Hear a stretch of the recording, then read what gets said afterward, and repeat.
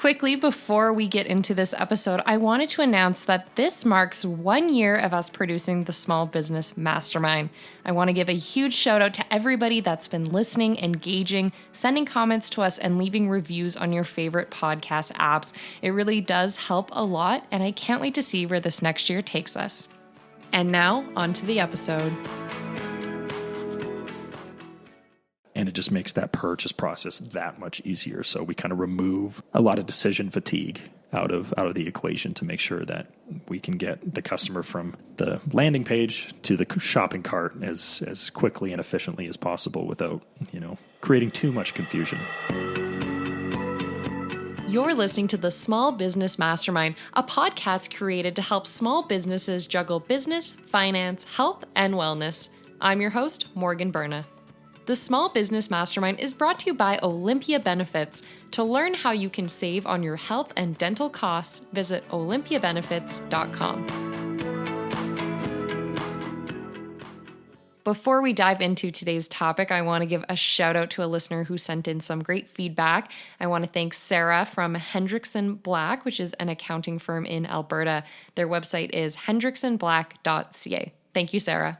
Hello, and thank you so much for tuning into this episode of the Small Business Mastermind. Today, we are talking to Bryton all about branding, and specifically how a small business can leverage branding to help them stand out in a crowded, saturated marketplace. We also go over how a more complicated product or service can alter their branding to make it as simple and easy for a consumer to understand as possible, and overall just strategies to help you take the customer along the journey to conversion. This episode also includes some common mistakes businesses make in their branding and what Bryton would suggest to improve those and correct them. So this is a great episode to just reevaluate how you're branding your business, whether you are the business owner, an employee that works in this. It's going to be a good episode for you to just take an overall look, and I hope you really enjoy this one. I'll be checking in with you again at the end of the episode. Welcome, Bryton. Thank you so much for joining us on the Small Business Mastermind. Thanks so much for having me. I appreciate it. It's going to be fun. Bryton is an entrepreneur, marketing and branding coach, and thought leader based in Calgary, Alberta. In the winter of 2012, Bryton made the decision that would forever change the trajectory of his life. Having spent nearly his entire life chasing a dream he thought he wanted, becoming an NHL goalie, he decided it was time to move on. In 2019, he made a similar decision to move on from his second dream of becoming a country music star. After having multiple top 40 singles at country radio, being nominated for multiple Canadian Country Music Awards, and playing in front of thousands at the largest country music festivals in the country, Bryton decided it was time to focus on his most important dream of all, being the best husband and father he could be. Although success was achieved in both hockey and music, there was something that was missing: his ability to live a life true to his authentic self. Bryton has since dedicated his life to his third passion, which is business, and is focused on helping small businesses create cohesive brands and clear marketing strategies by leading his brand coaching company, At Heart Branding Co. When Bryton isn't working with his clients, he is spending time with his beautiful wife, Kimberly.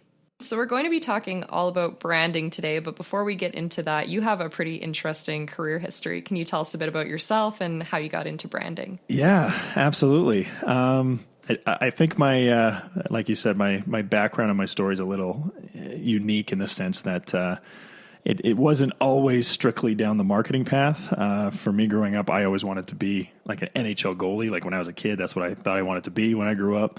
And then when I was playing some junior hockey, I decided that really wasn't the path anymore. And the two things that I really wanted to try, and I was also passionate about, was music and business. And so the first two things I did when I decided I was going to hang up the skates was go to business school. So I went to Mount Royal University. And then the second thing I did was buy a ticket to the Canadian Country Music Awards, which were in Edmonton that year. And I'm in Calgary. So it was easy to take the drive up to Edmonton and get my feet wet in the music industry. And that's honestly kind of where I focused most of my time for the last 5 or so years. And, was fortunate enough to kind of get together with a really good friend and build a music duo called Leaving Thomas. And I mean, we had some some success at radio, had some top 20, had a top 20 hit, had a top 40 at country radio. Were nominated for a couple Canadian Country Music Awards and stuff like that. Toured around the country, and all that time I was able to actually implement everything I was learning in university in the marketing world into my music and the project with Leaving Thomas. And I was able to kind of control all the branding, all the marketing, all the social media, all the content creation, and really apply what I was learning in the classroom into real life. And about a year ago or so, I had the same feeling with music that I did with hockey, and decided it was time to move on from that, and wanted to be home a little bit more with my wife. And as we look at having kids here soon, it was just kind of one of those things that wanted to prioritize that. But honestly, now it's translating into helping other artists kind of help them implement their branding, but also now we've been working with some small businesses around the country, and it's been a lot of fun to be able to kind of use those skills and that experience and that knowledge in a new way, helping small businesses really optimize their marketing and create consistent and effective brand strategies.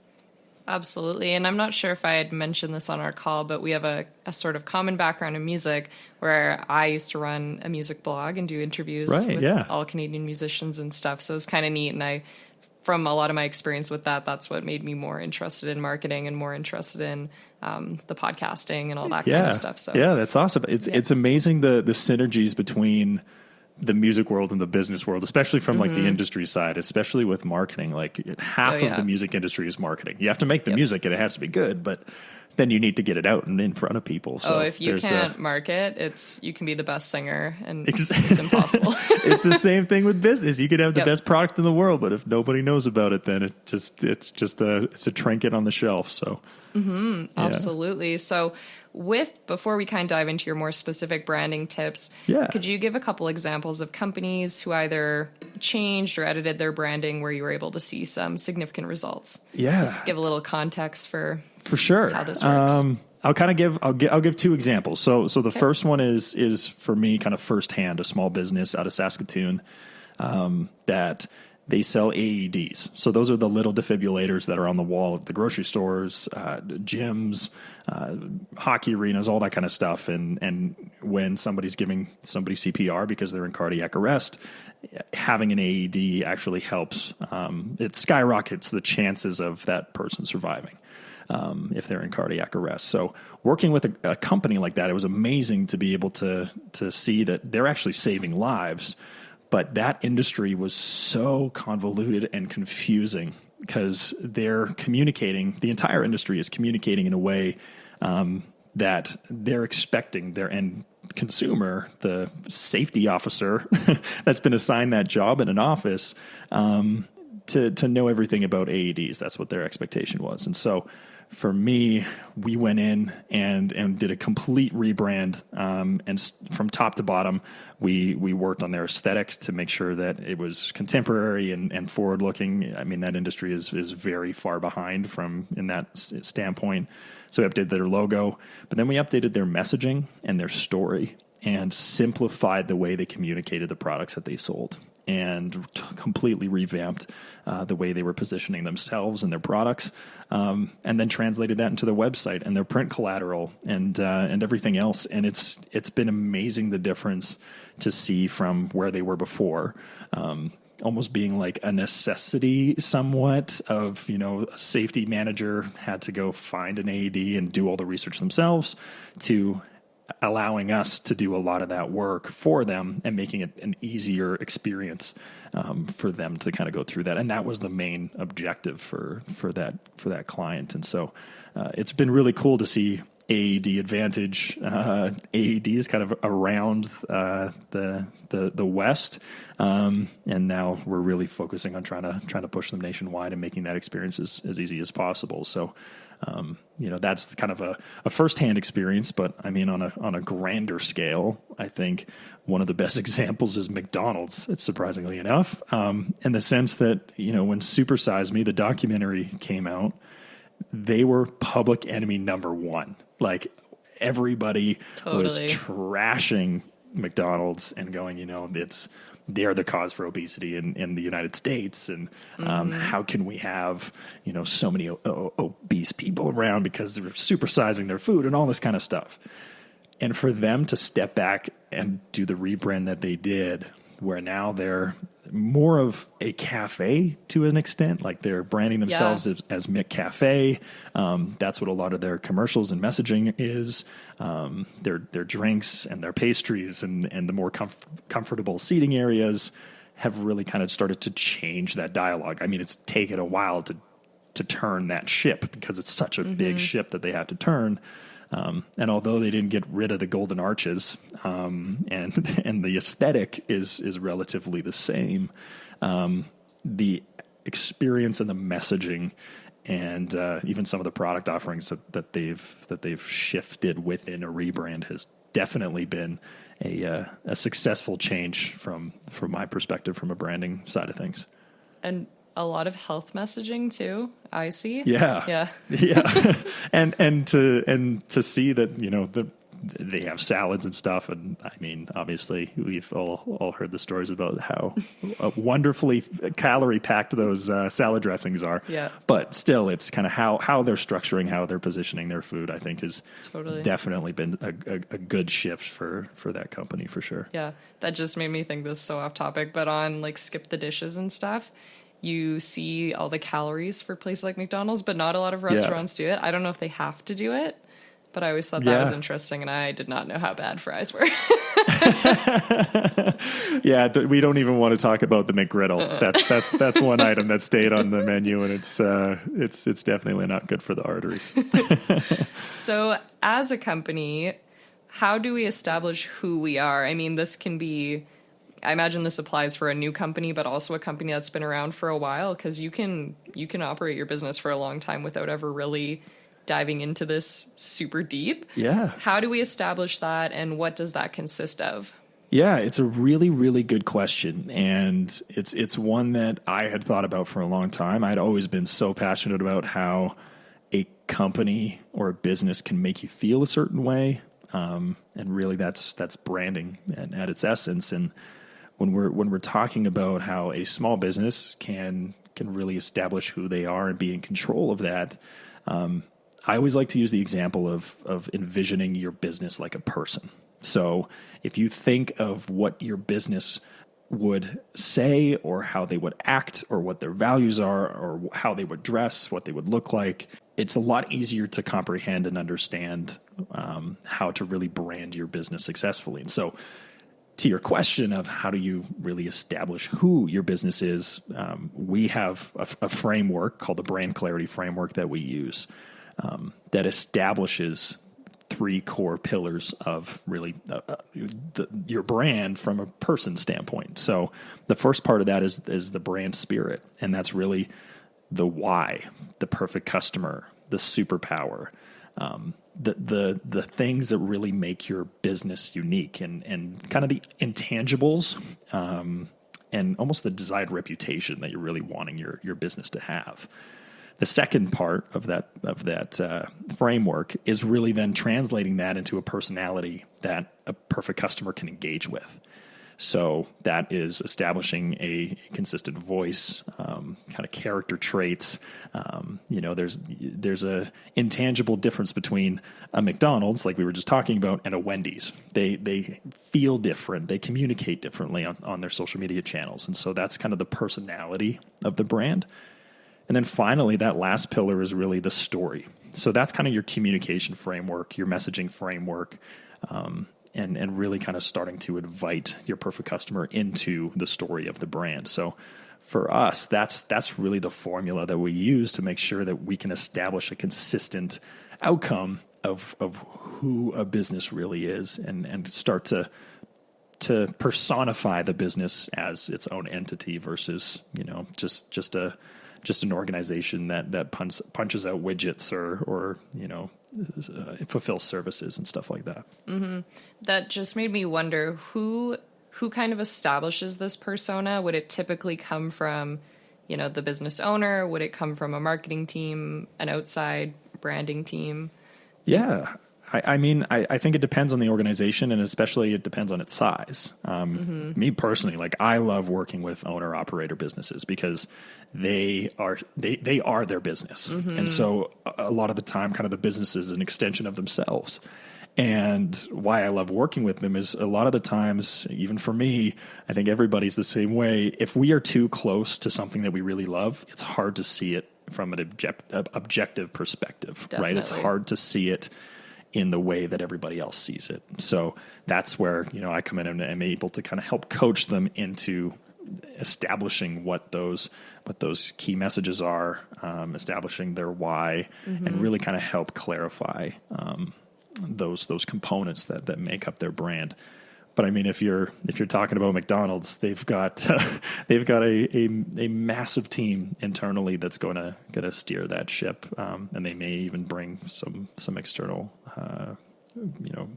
agency or what have you kind of into the mix to help steer that ship for sure. And then this also goes into things like you said your why, so what you want to be known for, what makes you different, those types of things as well.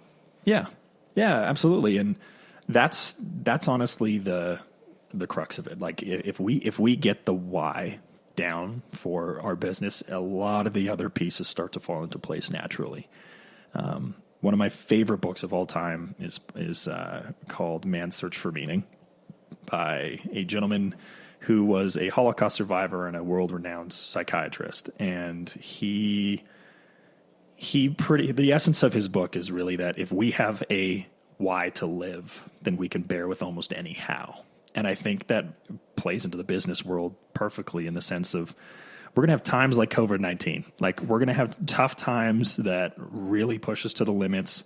And if we have a strong enough why for our business beyond, a monetary gain or anything like that, and there's a deeper meaning to what we're doing each and every day, then it just makes it that much easier to push through those hard times, and also makes it more worthwhile in the good times, right? And so that's where we start. And then once we have that clear why figured out, then we're able to start to put all the other pieces into place, and really kind of grow the brand beyond just a company that sells a product or provides a service.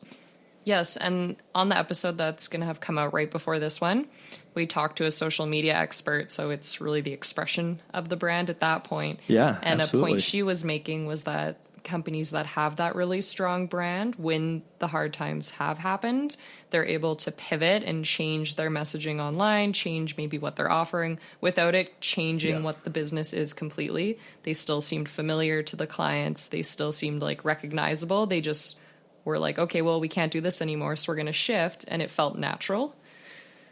Absolutely. Yeah, and that's the thing. I always say that the number one rule in branding is consistency. And even when there's changes and uncertainty in the marketplace or in the world, if you can be familiar and consistent with how you're interacting with customers and how you're interacting with your audience, that just continues to build that desired reputation. And that's really what branding is at the end of the day. We're wanting to be known for something. We're wanting to be known for how we treat customers, and the quality of our products and all of those things.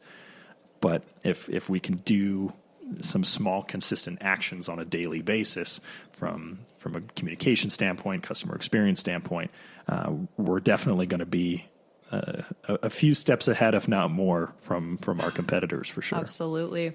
So let's talk then about how you find and express what makes your brand different from others in your space. Yeah. So this is really the superpower portion of the brand clarity framework. That's kind of within the spirit of the brand. And I'm sure many listeners have heard of Jim Collins' best-selling book, Good to Great, where he talks about this concept as kind of the hedgehog concept. So he explains it in the way that if the lion is the king of the jungle, then the hedgehog is the king of the forest. No matter how cunning a snake or cunning a fox, the hedgehog is going to defend himself in the exact same way, which is rolling up into a spiky little ball. That is what the hedgehog does better than any other creature in the forest.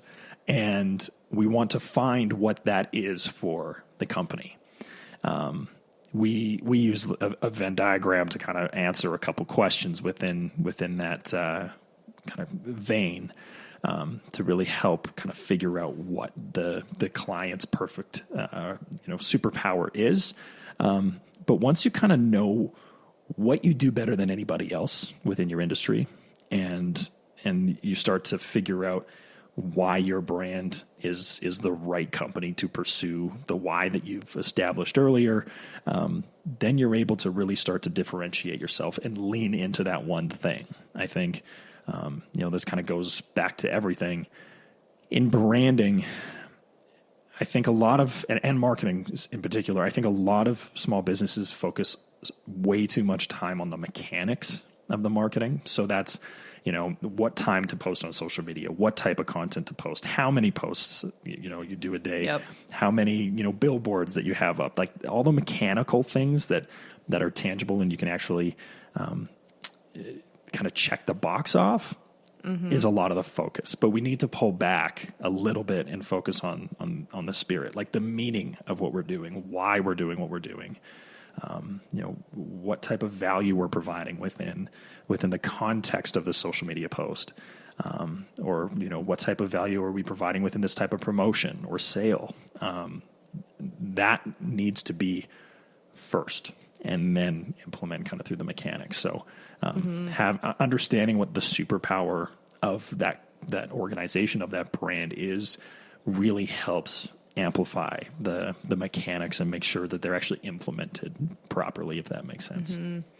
Yeah, well, the companies I follow that I've developed this attachment with because they have such a strong personality. I don't really care how Right. often they post and when they post and those types of things. It's more this connection that's been made. Right. And I found that tricky just working in different companies over the years doing marketing. You can post and you can create all this content, but if it isn't clear, what your business's mission is and who you're trying to help and all that, it kind of just feels like you're shouting into a void at a certain point.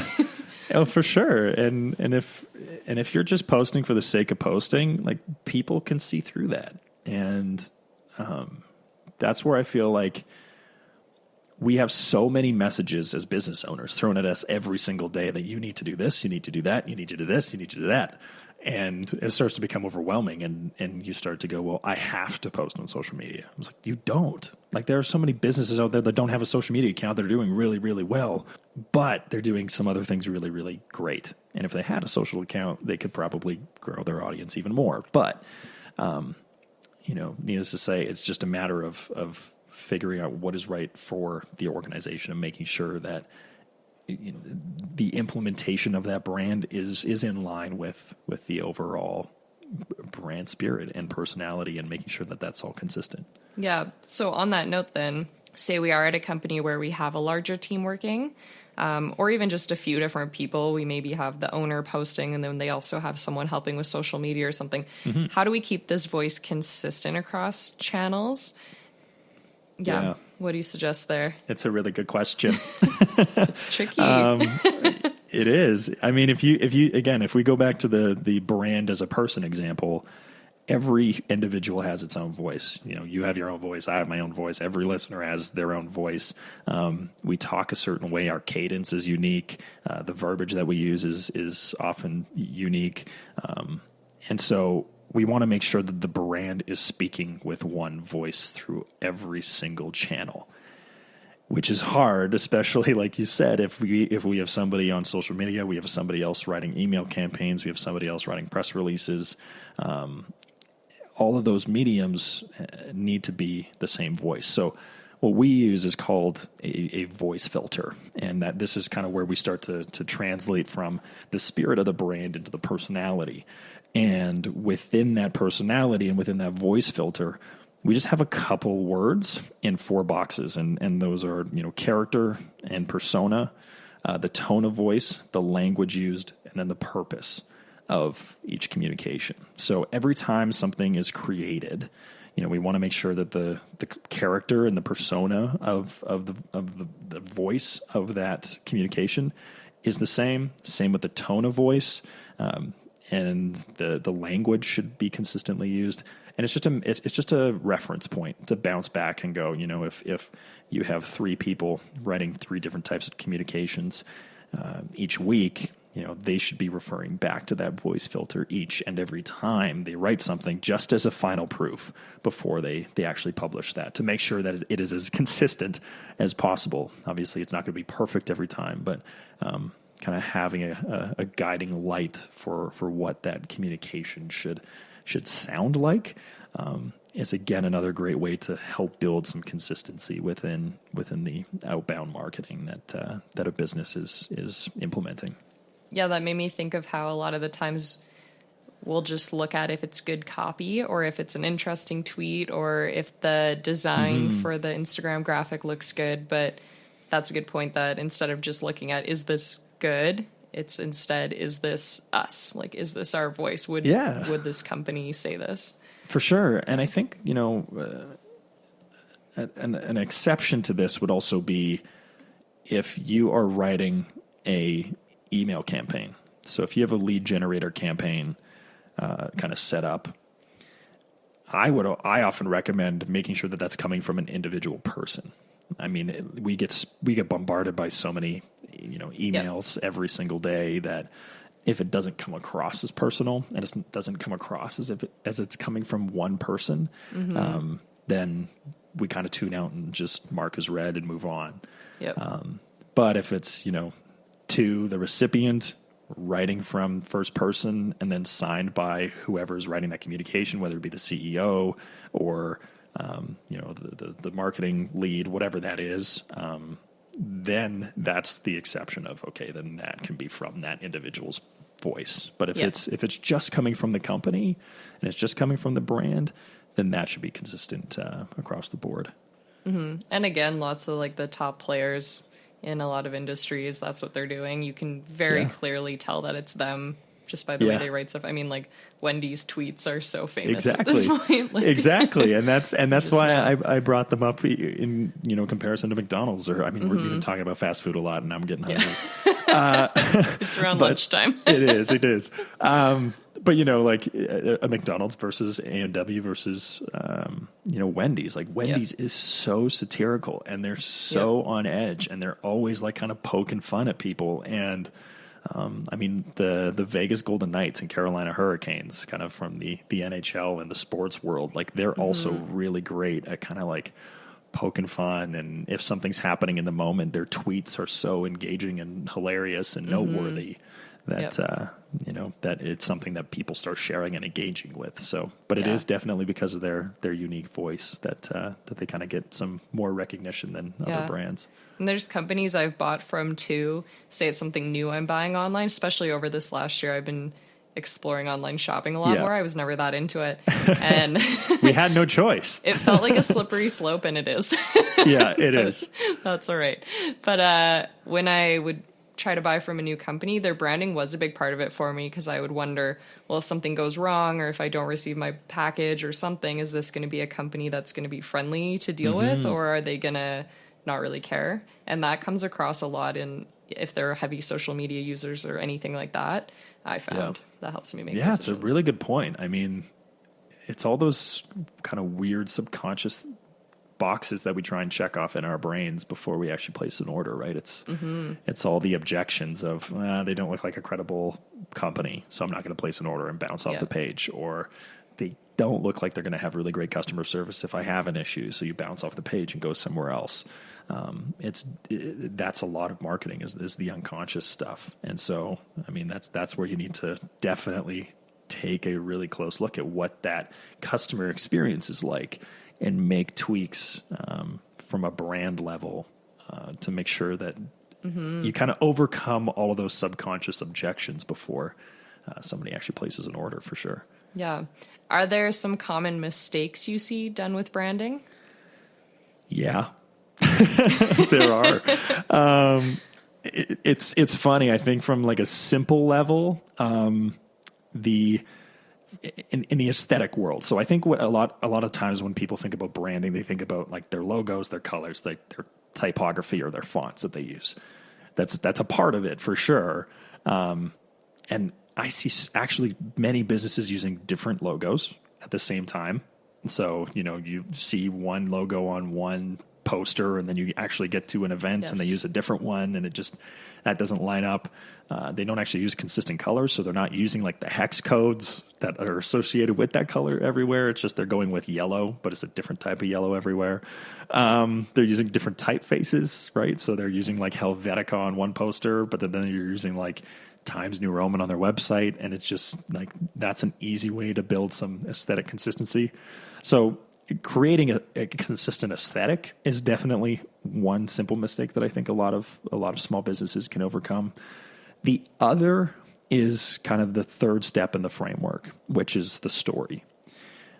I would highly recommend every small business owner read Building a Story Brand by Donald Miller. It's an incredible book that really talks about how our brains are programmed to consume information.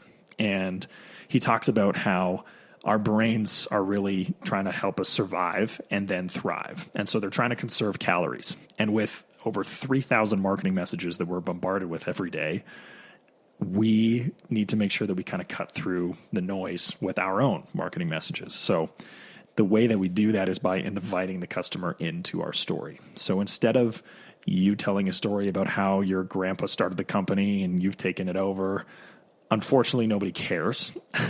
And really what we need to be talking about and building into our story is identifying and letting our perfect customers know that we know the problem that they're facing, that we have the solution to help them overcome that problem, and that once they work with us, that their life is going to be that much better. And that is really kind of the average arc of any story, any movie, any book.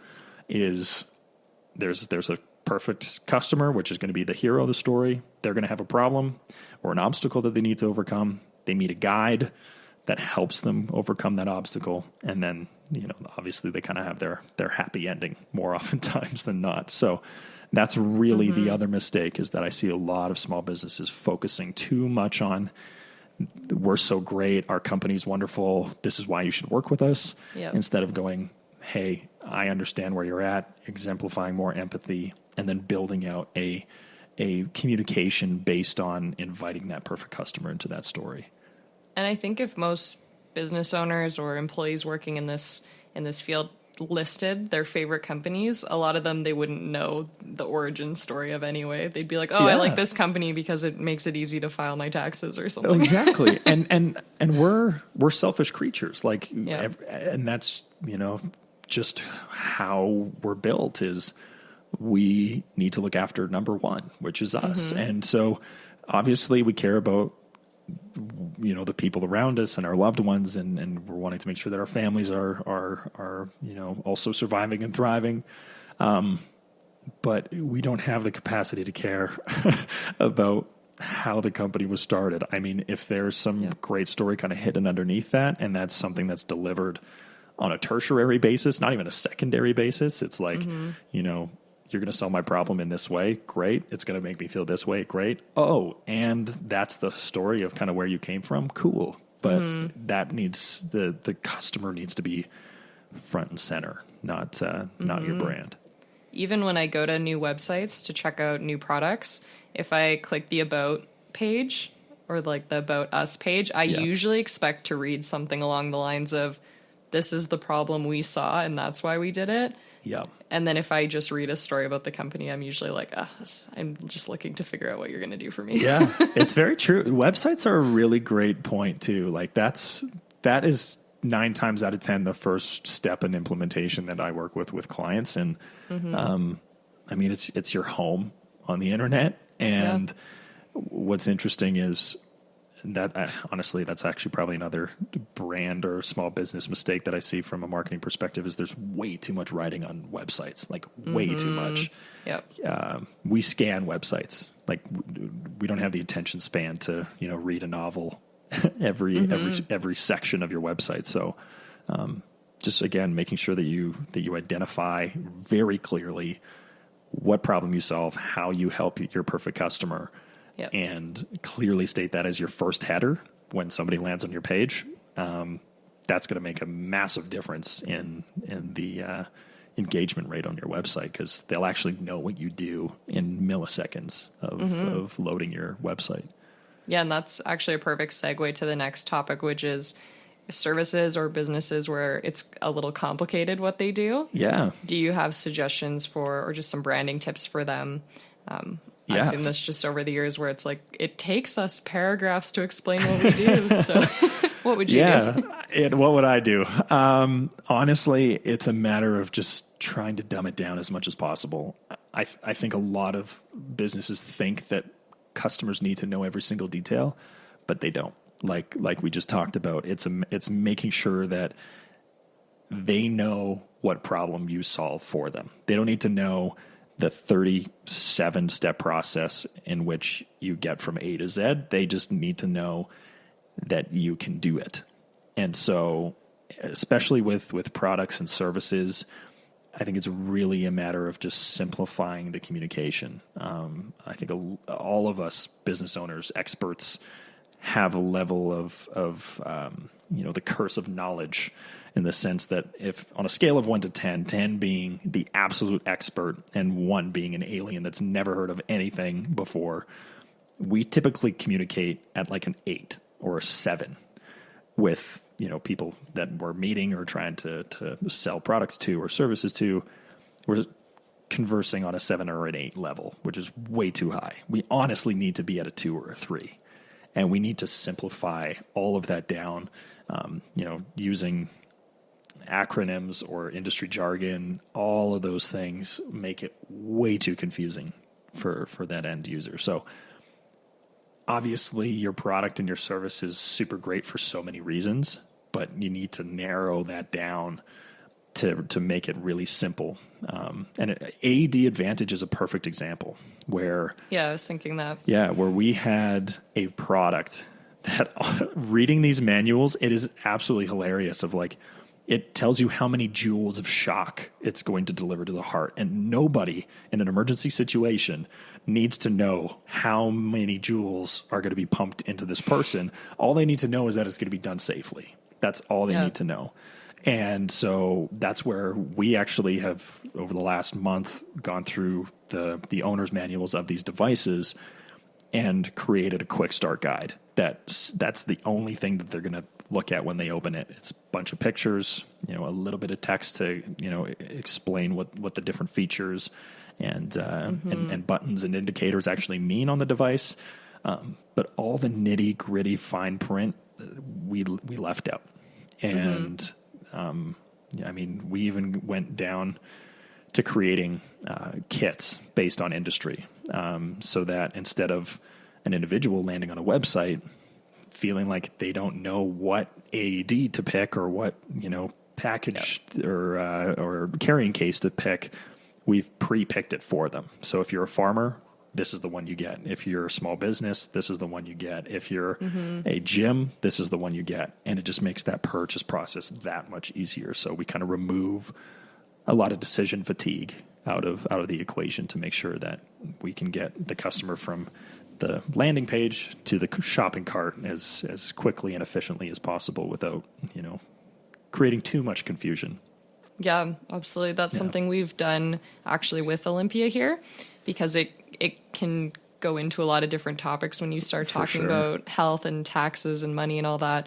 So what we did was create different guides, basically based on how much depth you need. So you can download a beginner's guide that's everything you need as the individual, gets you started, or you can get an accountant's guide, which you would send to your accountant so that they can kind of get a full image of it. Yeah. And I've done that with other companies in the past too. Things like creating, a more complicated landing page or not, depending on how much information that person needs. Exactly. And if you have multiple segments, we always talk about the perfect customer within the At Heart kind of brand clarity framework context. And obviously we have multiple customers. I mean, At Heart has multiple customers in different segments, but being able to focus on one, you're going to by default kind of get to the rest of the market.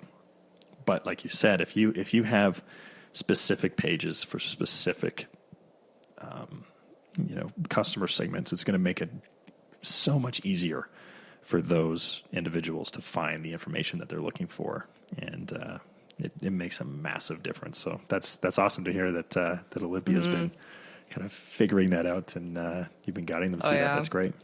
That was a fun thing coming to work here, was seeing how much they've thought about simplifying everything from before I was here. So that's great, because I think like that. I'd be that kid who takes a class and I leave and I have like a 2-sentence summary for a 4-hour lecture. And I'm like, all right, this is all I needed to know. Exactly. But that's how our brains work, right? We only store information that is going to help us survive and thrive. And if we spend too many calories trying to figure out everything else, then we're not going to retain that information, and it's just not going to stick. So absolutely. So how often would you recommend a company updates their branding? Is there a time frame you have in mind? Is there a metric you would look at, something that's distinctive to indicate it's time? Yeah, it's a really, really good question, because there really is no hard and fast answer. It's very dependent on the business, the industry, and also the amount of time that's gone by. I think in McDonald's case, the one that we've been coming back to, it was something that they needed to do right away. It was almost an emergency situation to an extent where they had so much bad PR going on that they needed to make a change. And they obviously didn't change their logo or anything like that, but they did change the strategy and the approach that they took, and the customer service approach that they took. And so, I mean, that's one example. If there's a crisis situation and you really need to make a big change, then that's one. That's a reminder too, more than just aesthetics. Like, look at all the components you've talked about today. Yeah, exactly. Or if your aesthetic is starting to feel a little bit outdated, like, if we're thinking about the brand like a person, fashion trends come in and out, and it's the exact same with design. If you think about your house, like, the white subway tile as a backsplash is so trendy right now, but will it be in, 10 years? So things change, aesthetics change, design changes. And I mean, Pepsi went through a rebrand as well, where, their little squiggles, their red, white, and blue squiggles kind of went from straight horizontal to kind of like tilted and turned, and made it look a little bit more contemporary. That's another time where you start to go, are we a little bit outdated? But honestly, I think the most important one is if you start getting feedback that your customer experience or your communications or your aesthetic is not really resonating with your perfect customers, or that just you can start to feel that dissonance between what you think is working for your brand versus what is actually working for your brand, or what, unfortunately, what isn't working, then it's probably time to step back and take a closer look at what steps you kind of need to take, whether it is an aesthetic rebrand, whether it is kind of the spirit, personality, meaning systems, the story, the messaging. It's just kind of, there's no, timeline, but obviously it's definitely just kind of stepping back and making sure that you kind of see the forest from above the trees and get a better idea of kind of what the experience is like for the perfect customer, because that's the most important person at the end of the day is your customer. It's a good reminder to look at more than the aesthetics and to look at the customer, because for certain companies, they have old websites from like early 2000s that are still really working, and it works for their audience and their customers and all that. But it can be very easy to just see that, everyone's changing to this font now, so let's all jump on. And honestly, like the best example of like a website that aesthetically is not really that pleasing but is incredibly functional is Amazon. Yeah. It is not fancy. Mm-mm. It is not super good looking, but it is built for conversion. Yeah. It is built to make the experience of the customer's purchase incredibly simple. And so that's definitely something to think about, is that you could have the fanciest website on the street or on the web, but if it's not functional and helping your customer, it doesn't matter. I realized I don't even think I really know what Amazon looks like, because I'm just there to get something and get it done. I don't even really pay attention, but now I'm going to take a look. but that's your expectation going on that site, right? That you're going to find what you're looking for. It's going to be at a good price, and it's going to be simple to check out, and you're going to get it in a day. Like, that is honestly, Jeff Bezos says that he obsesses about the customer and not the competitors, where I think it's very different for small businesses. They often are trying to reach kind of the premier brand in their industry or in their market, instead of really obsessing about the customer and making sure that their experience is incredible. So those are great points. The last one I have for you is about this idea of authenticity in brands, which has been, big buzzword over the last few years. I feel like through this last year, that's come up a lot more, at least over the social media space, with people really wanting to support brands that are quote unquote authentic and showing their values and all that. But, if you're a small business, there's kind of just you and maybe a couple people working there. How do you portray this, and what does that really mean? Yeah. I mean, I honestly named my company At Heart because of, I think, a lot of inauthentic marketing. Like, I wanted to make sure that our brand was helping other small businesses really build authentic brands and authentic marketing. Like you said, it's definitely been a buzzword recently. But for me, I think one of the biggest things, especially for small businesses, is just being comfortable with where you are right now and communicating that. I think a lot of small businesses feel like they have to pretend to be more than they are right now, or they have to pretend that they're bigger than they are right now. And to me, that's a really big mistake, because you're missing out on an incredible opportunity to be relatable to your perfect audience and kind of share the journey of where you're at.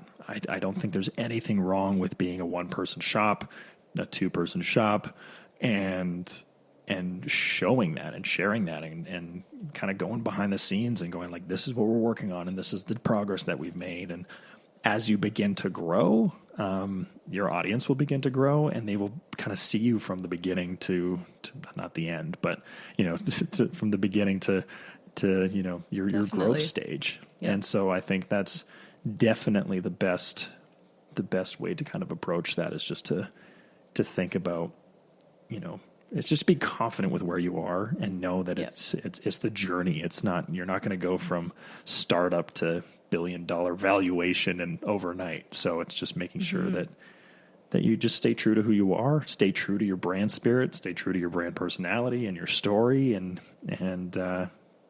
make sure that you kind of have those things structured, because it can be that much easier to be authentic and relatable. Mm-hmm. Yeah.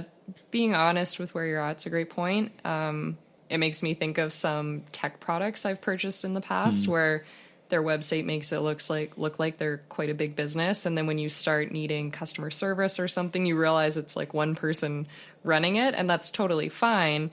But it does give a different image, and it just is a different experience. Yeah, and you almost feel lied to, right? Like it's that's not what you want. No. that is not the outcome that you're looking for. You really want to make sure that you're just truthful, you're honest, you're positioning yourself as you are, and people will be a lot more understanding. If you say that you're in the beginning stages, they're one of your first clients or your first customers, you better be able to help them and guide them kind of through that, but also let them know that that's where you are, and they're going to be that much more understanding and supportive of somebody who's trying to start something than trying to deal with like a big company that actually isn't a big company. So, comes down. It sounds like a lot of this is coming down to simplicity and just being kind of as simple as you can to make it as easy as possible for people who are just bombarded all day by marketing. Absolutely. I kind of developed a little, acronym for trying to make sure that you're implementing an authentic brand and authentic marketing, which is HEART. So it's an acronym for HEART. And really the first part is being honest, right? Just making sure that you're not lying in any communications. The E is for empathy. So making sure that you're kind of being empathetic with your customers. The A is authentic. So what you're saying is really true to who you are and your spirit. R is repeatable. So, you want to create marketing messages that can be shared and other people can repeat the first time that they've heard it. And T is for transformational. So you're wanting to make sure that the marketing messages that you are sharing are explaining the transformation that your perfect customer is going to go through. And referring back to that definitely helps with the implementation. So when you're on social media or creating a content campaign or whatever that is, just reflecting on that and going, are we hitting all of those pieces within the HEART model that really kind of create a authentic piece of marketing for our brand? It makes a big difference. Yeah, I really like that. This has been really helpful. I hope that this gives our listeners a chance to maybe take a look at what they've been doing with their branding and give them some more levels to look at. Is there anything we haven't hit on here that you'd want to mention, or do you feel like we've got it? No, I think that's great. I mean, if anybody is interested in kind of learning more about At Heart and the services that we provide, I'm actually currently offering kind of a free consultation call with anybody that's interested in kind of digging a little bit deeper into their branding. That's great. And they can find that on our website, which is atheart.co. So, and you can find us on social media and all that kind of stuff, but everything is on our website at heart.co. So, yeah. And we'll have all that linked in the podcast description. Perfect. I want to thank you so much for all this, Bryton. That was really helpful. And if anyone has any more questions for Bryton, look for those links. And it sounds like you've got lots of experience to share with people. Absolutely. Would love to chat. Thanks so much for having me, Morgan. Thank you very much. Thank you so much for tuning into this episode of the Small Business Mastermind. I hope this one was helpful for you and gave you some ideas on ways you can maybe shake up the branding at your company or business. If you're looking to get in touch with Bryton, all of his contact information will be in the podcast description. And as a reminder, if you would like to subscribe to the podcast, which guarantees you're notified every time a new episode goes live, you can do so by visiting olympiabenefits.com/podcast. For anyone out there that's listening on Apple Podcasts or Spotify, I'd really appreciate if you took a moment to rate and review this podcast. That helps us get the podcast out there and be able to bring on great guests like Bryton. And so that's everything for this episode. Thank you again for tuning in, and I will be talking with you again very soon.